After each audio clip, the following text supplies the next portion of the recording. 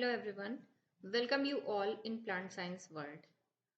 आज हम डिस्कस करेंगे एल्गी सेक्शन की एक बहुत ही इंपॉर्टेंट एल्गी विच इज़ बट्रैकोस्पर्मम। हम इसको डिटेल पूरा डिस्कशन ना करते हुए इसके इम्पॉर्टेंट पॉइंट को कवर अप करेंगे जो इसमें शॉर्ट नोट्स या एग्जामिनेशन पॉइंट ऑफ व्यू से बहुत ही इम्पॉर्टेंट है, सिर्फ उन्हीं को कवर अप करेंगे। तो अक्सर ही बट्रैकोस्पर्मम से दो बहुत इंपॉर्टेंट क्वेश्चन पूछे जाते हैं। The one is cystocarp or carposporophyte and another one is Chantrencia stage. आपने बीएससी में पढ़ा होगा तो आपको थोड़ा बहुत चेंट्रेंसिया स्टेज याद होगा, बट स्टिल हम यहाँ पे इसका एक फर्दर रिवीजन, एक क्विक रिवीजन कर लेते हैं कि एग्जैक्टली ये है क्या। सो स्टार्ट करते हैं।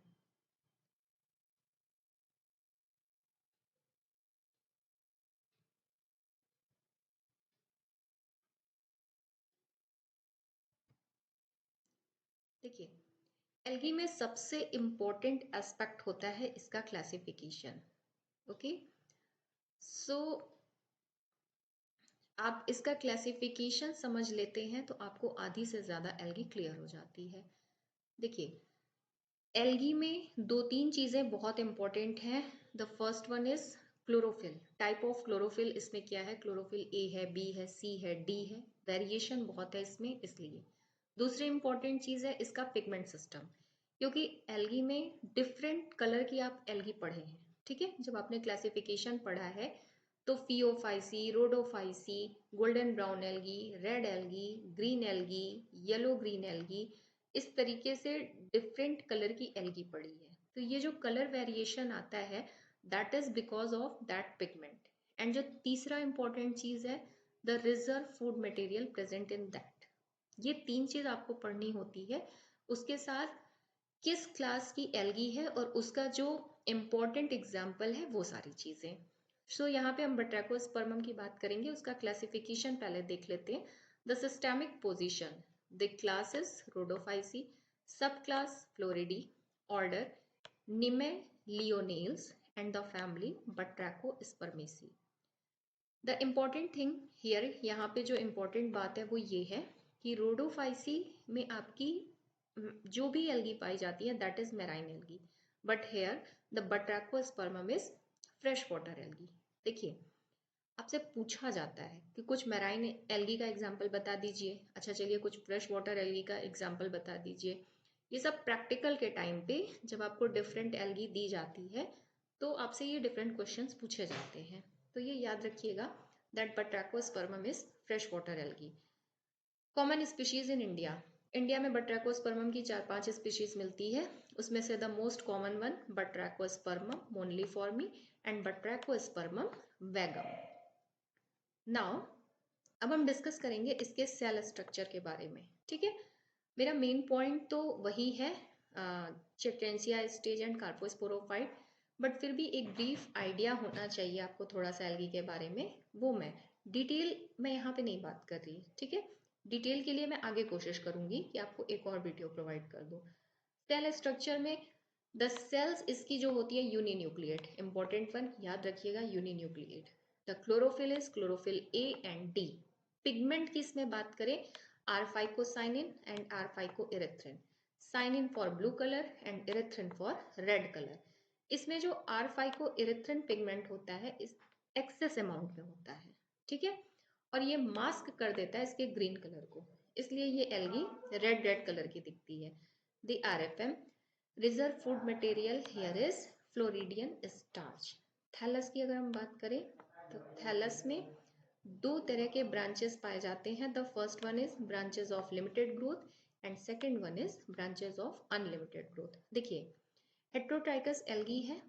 हेट्रोट्राइकस जैसे इसी की वजह से ये हेट्रोट्राइकस है क्योंकि इसमें दो डिफरेंट टाइप के ब्रांचिंग पैटर्न है, ठीक है।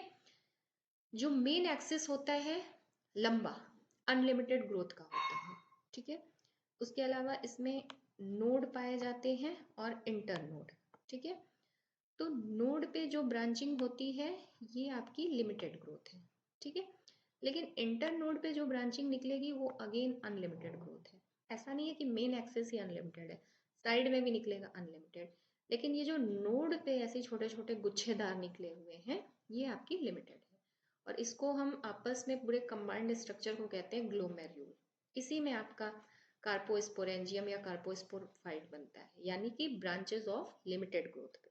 ठीक है, नाउ रिप्रोडक्शन की बात कर लेते हैं। दो तरह का रिप्रोडक्शन होता है, asexual, sexual. The asexual reproduction by monospores, और यही मोनोस्पोर्स आगे चल के चेंट्रेंशिया स्टेज बनाते हैं, यानी कि चेंट्रेंशिया स्टेज जो होती है इसके एसेक्सुअल रिप्रोडक्शन के फेज में पाई जाती है। And the reproduction is advanced oogamous type. ठीक है, ये जो एल्गी होती हैं ये या तो मोनोशियस होती हैं या तो डायोशियस होती हैं। ठीक है, एक ही ब्रांच पे मेल फीमेल दोनों पाए जाएं रिप्रोडक्टिव स्ट्रक्चर, या अलग अलग पे पाए जाए, मेल अलग पे फीमेल अलग पे। ठीक है, सेक्सुअल रिप्रोडक्शन की बात करें, मेल रिप्रोडक्टिव स्ट्रक्चर इसमें होता है स्पर्मेटेंजिया या एंथ्रीडिया कह लीजिए। The female reproductive structure is carpogonia. ठीक है, इसको स्पर्मेटेंजिया या एंथ्रीडिया कहिए, लेकिन ये आपका carpogonia. Alternation of generation, triphasic haplobiontic life cycle. ठीक है, 3 फेज होते हैं। अब देखिए इस पूरे टर्म को समझिए, ट्राइफेजिक हैप्लोबायोटिक। इसमें जो हैप्लॉइड फेज होता है वो होता है गैमेटोफाइट एंड कार्पोस्पोरोफाइट, और जो डिप्लॉइड फेज होता है ये होता है जाइगोट। यानी फेज 3 हो गए, गैमेटोफाइट, कार्पोस्पोरोफाइट और जाइगोट। और हैप्लोबायोटिक, हैप्लॉइड फेज में 2 हैं, गैमेटोफाइट, कार्पोस्पोरोफाइट, इसलिए इसको कहा जा रहा है triphasic haplobiontic life cycle. Zygote is diploid phase. Okay, now main point आ गया जिसके लिए स्पेसिफिक ये वीडियो थी, व्हाट इज सिस्टोकार्प या कार्पोस्पोरोफाइट। ठीक है, मैंने कहा था जो नोड वाला एरिया होता है वहां पे ये बनता है। ठीक है, इसमें है क्या, carpospores plus gonimoblast filament plus sterile filament. ठीक है, देखिए है क्या, जब भी आप मेल रिप्रोडक्टिव स्ट्रक्चर या फीमेल रिप्रोडक्टिव स्ट्रक्चर का, इसमें आपको पूरा डेवलपमेंट पढ़ना रहता है। तो डेवलपमेंट जब किसी चीज का होता है, बच्चे से लेके मैच्योरिटी तक कहीं ना कहीं से उसकी शुरुआत होती है। तो वो जो स्टार्टिंग सेल होती है उसको इनिशियल कहते हैं, वहीं पे आपकी बनती है गोनिमोब्लास्ट इनिशियल। ये इटसेल्फ तो स्टेराइल सेल है, लेकिन डेवलपिंग कार्पोस्पोरोफाइट, जिससे आगे चल के निकलेंगे कार्पोस्पोर्स, को प्रोटेक्शन प्रोवाइड करती है। ठीक है, बच्चा सा रहता है ना, डेलिकेट रहता है, मैच्योरिटी तक उसको प्रोटेक्शन, एक छांव, एक नरिशमेंट देती है। ठीक है, तो सिस्टोकार्प है क्या, सिस्टोकार्प ये पूरी व्यवस्था को मिला के है, कार्पोस्पोर यानी कि ये, ठीक है, गोनिमोब्लास्ट फिलामेंट, साइड वाले फिलामेंट और कुछ स्टेराइल फिलामेंट, सब मिला के बनाते हैं सिस्टोकार्प। ये पूरा स्ट्रक्चर होगा सिस्टोकार्प, जिसमें स्पोर भी है, फिलामेंट भी है, गोनिमोब्लास्ट फिलामेंट भी है। Carpospores are liberated by the rupture of the wall of mature sporangium. जब स्पोर मैच्योर हो जाएगा तो ये कार्पोस्पोर लिबरेट होंगे। Okay, so first one clear. Now the next one, अगली जो बात करेंगे that is chantransia stage. Short notes में पूछता है बहुत बार। ठीक है, पहली चीज तो ये जो स्टेज होती है that is form during the asexual reproduction stage.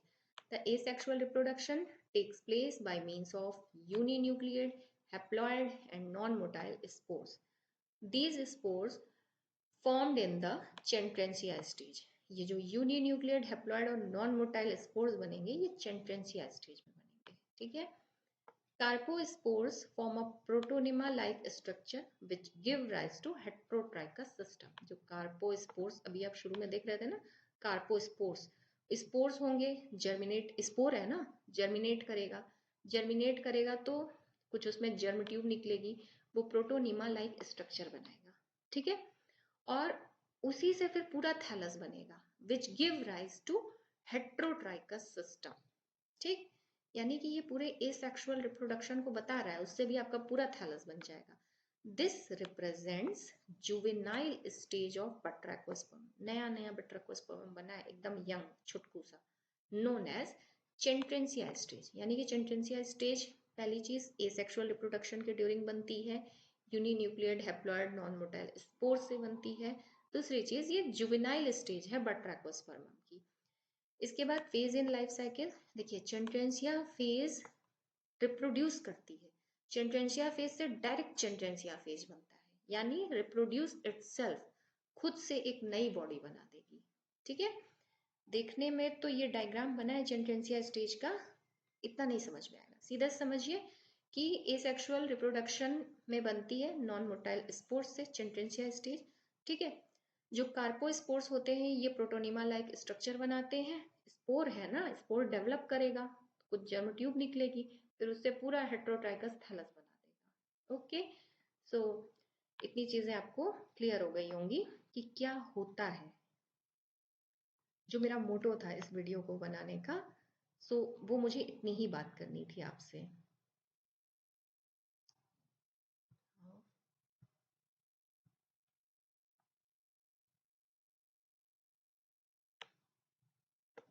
Okay, सो बताइएगा ज़रूर आपको क्लियर हुआ हो।